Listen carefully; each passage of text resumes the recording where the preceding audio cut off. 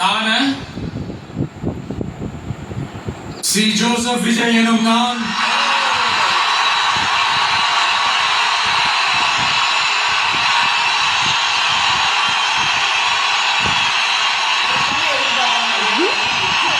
சட்டப்படி அமைக்கப்பெற்ற இந்திய அரசியல் அமைப்பின்பால்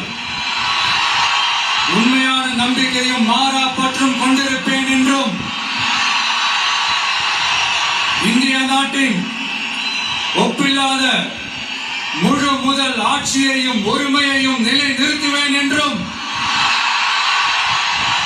தமிழ்நாட்டு அரசின் முதலமைச்சராக உண்மையாகவும் முழச்சான்றின்படியும் என் கடமைகளை நிறைவேற்றுவேன் என்றும் அரசியல் அமைப்பிற்கும் சட்டத்திற்கும் இணங்க அச்சமும் ஒருதலை சார்பும் இன்றி விருப்பு வெறுப்பை விலக்கி